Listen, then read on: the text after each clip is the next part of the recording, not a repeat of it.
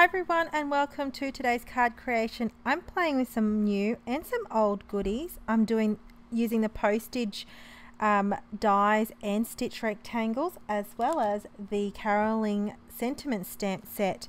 I've also used some cotton watercolor cardstock, and this is from Uniquely Creative, which is locally sourced here in Australia. I tried to get a close-up here of how beautiful and toothy, but it also has smooth texture in it here in this clip. It is hard to get a view in the picture. So what I'm doing is I'm actually going to be playing with some new Catherine Pooler embossing glitters, which is through WOW, and today's card creation I'm going to use this Cranberry sparkle because I'm going to also use the new Cranberry Fizz re-inker in today's card creation. So I'm trying to mix it up a little here. I'm going to show you how to create your own watercolor with the re-inkers, and also how to make a pearlescent watercolor by adding some perfect pearls. So I sprayed with my spritzer here probably around 3-4 times, and I'm going to first heat emboss this watercolor panel in metallic silver. And I've mounted the actual stamp set in my MISTI. I'm going to use my WOW ultra slow drying ink. This is clear and sticky ink, and I'm going to heat emboss this silver on this panel. Now I've die cut this panel using the stitch rectangles, and this is going to then embed on top of the Postage die. So I'm just going to brush a little bit of the excess with my thumb. I do brush a little bit of the excess off as well with a brush off line. And here I've heat set it already. I didn't want to show you the heat setting process. You've seen me do it enough on my channel.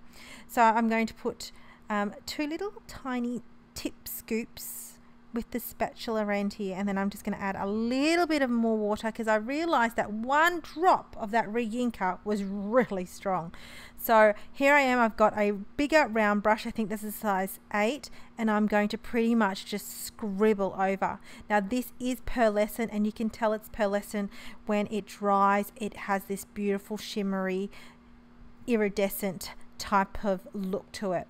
Now I'm going to just press my microfiber cloth slightly over the top, and then I'm going to pick up the excess, and then what I'm going to do is I'm going to do it one more time. I'm going to do an extra scribble over the top. I wanted that more brushy type of look, and that's what I wanted to achieve, and it's more so you can see the brush. I didn't want it blended. I really wanted you to see the brush look. So here's the Postage die cut out with white cardstock. I'm just going to do the edges only because that's the only part you're going to see. So there's no point wasting extra embossing glitter when all I'm going to do is just use, and you're going to see the edges only. So I'm doing direct ink to paper, or cardstock in this circumstance, and then I'm going to just pour excessively around the edges the Cranberry sparkle embossing glitter. And this coordinates really well with the new Cranberry Fizz ink and re-inker. Alright, yes, I did make a boo-boo. Use my same microfiber cloth to sweep the excess over the side. And then I'm just going to pick up my panel, and I'm going to heat set it on heat setting 2 with my WOW embossing powder heat tool.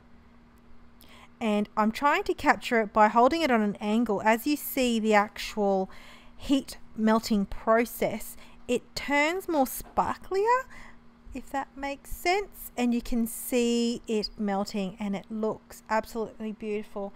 Now this sparkle embossing glitter is actually really beautiful. It's got the rich red, but it's also got some like iridescent silver type of sparkles in there. Very, very beautiful. Now I foam mounted that panel down, and I'm going to then adhere with liquid adhesive with this Barely Arts glue here just around the edges. And I'm trying to get the edges specifically on the corners because they stick out, and I really wanted to make sure I got all that. And then, you know, scribbling a lot of glue all over the top there. And then I'm going to mount that on my panel. Now just before I finish, I'm just going to add some Crater Lake sequins here. And I'm going to finish this card off with just some sequins, and that's it.